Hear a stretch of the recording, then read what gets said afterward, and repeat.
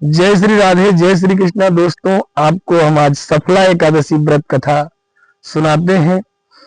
युधिष्ठिर ने पूछा, हे माधव, पौष मास की कृष्ण पक्ष की एकादशी का नाम क्या है और उस दिन किस देवता का पूजन करना चाहिए तथा उसकी क्या विधि है और उसके करने से क्या फल मिलता है, यह सब आप विस्तार पूर्वक कहो। भगवान श्री कृष्ण जी बोले, हे युधिष्ठिर, मैं आपके प्रश्नों का उत्तर ठीक ठीक देता हूँ, जिन्हें आप ध्यान पूर्वक सुनिए।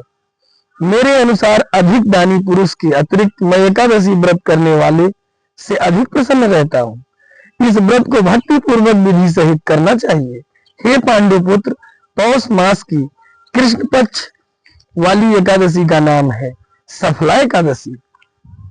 इस दिन श्री नारायण जी का विधि विधान से नारियल, नींबू, अबीर, सुपारी आदि अर्पण कर धूप, दीप, नैवेद्य, पुष्प आदि से 16 प्रकार से पूजा करके रात्रि जागरण तथा कथा कीर्तन श्रवण करते हुए दीपदान कर व्रत करना चाहिए। जिस प्रकार नागों में शेषनाग, पंछियों में गरुड़ जी श्रेष्ठ है, ठीक उसी प्रकार सब व्रतों में एकादशी व्रत श्रेष्ठ है। जो पुण्य 5000 वर्ष तक तपस्या करने से मिलता है, वही पुण्य भक्ति भावना से जागरण करके सफला एकादशी व्रत करने से मिलता है। हे कुंती पुत्र, अब आप सफला एकादशी की कथा सुनिए। चंपावती नगरी के महिष्मान नामक राजा के 4 पुत्र थे, जिनमें से सबसे बड़ा पुत्र लुम्पक था, जो सदैव देवताओं और ब्राह्मणों की निंदा करता, पर स्त्री गमन करता तथा वेश्यागामी एवं महापापी था। जब राजा महिष्मान को अपने पुत्र के विषय में मालूम हुआ तो उन्होंने उसे देश से निकाल दिया।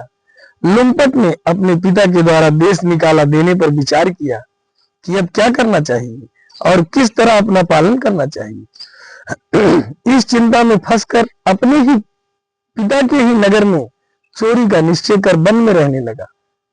वह रात्रि में चुपचाप नगर में आकर चोरी करता तथा प्रजाजनों को मार डालता और अत्याचार करके पिता के नगर का नाश करता।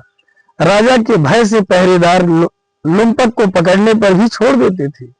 जिस वन में लुम्पक रहता था, उसी वन में एक बहुत पुराना पीपल का वृक्ष था। वह वन भगवान नारायण का अत्यंत प्रिय था, अर्थात नगर निवासी तथा अन्य सभी लोग उस वन को देवताओं का क्रीड़ा स्थल मानते थे। जब पौष का महीना आया तो एक दिन लुम्पक वस्त्रहीन होने के कारण कृष्ण पक्ष की एकादशी के दिन ठंड के कारण मूर्छित होकर गिर पड़ा। ठंड के कारण उसी रात लुम्पक सोया भी था। वह अचेत अवस्था में 10वीं की संध्या से एकादशी के दोपहर तक पड़ा रहा। इस तरह वह बिना भोजन किए ही रह गया। दूसरे दिन सूर्य की गर्मी होने से उसके शरीर का शीत कम हुआ और जब चैतन्य अवस्था हुई तो अपने स्थान से उठकर गिरता पड़ता भोजन की तलाश करने लगा। शक्तिहीन हो जाने के कारण वह जीवों को मारने में भी असमर्थ था, इसलिए वन के पेड़ों से जो फल टूटकर पृथ्वी पर गिर गए थे, उन्हें ही खाने के लिए उठाकर ले आया और उसी पीपल के वृक्ष के नीचे रखकर दुखी हो बोला, हे भगवान, इन फलों को आप ही खाकर तृप्त होएं। क्योंकि वह दुखी था, क्रोध के कारण उसने ऐसा कहा था। सूर्य नारायण अस्त होने को चले गए थे, रात्रि बढ़ती जा रही थी। अपनी इस व्यवस्था के कारण वह रोने लगा और भूख के कारण उसे रात भर नींद नहीं आई। इस प्रकार पापी लुम्पक को इस भूल में हुए उपवास तथा रात्रि को जागरण करना व क्रोधवश भगवान को फल अर्पण करना अनजाने ही एकादशी व्रत हो गया, जिनके कारण भगवान नारायण अति प्रसन्न हुए और उस पापी के सारे पाप नष्ट हो गए। प्रातः काल होते ही अनेकों सुंदर वस्तुओं से सजा हुआ एक घोड़ा लुम्पक के पास आया और उसी समय आकाशवाणी हुई कि हे राजपुत्र, नारायण की कृपा से तेरे सारे पाप नष्ट हो गए, अतः अब तू अपने पिता के पास जाकर राज्य सुख भोग। आकाशवाणी सुनकर लुम्पक अत्यंत प्रसन्न हुआ। अच्छे अच्छे वस्त्र धारण करके अपने ही पिता के पास पहुंच सारा वृतांत कहा। तब राजा महिष्मान ने अपना राजपाट पुत्र को सौंप दिया और स्वयं मन को भजन करने के लिए चला गया। तब लुम्पक राज्य करने लगा। वह और उसके स्त्री बच्चे सब नारायण के भक्त हो गए।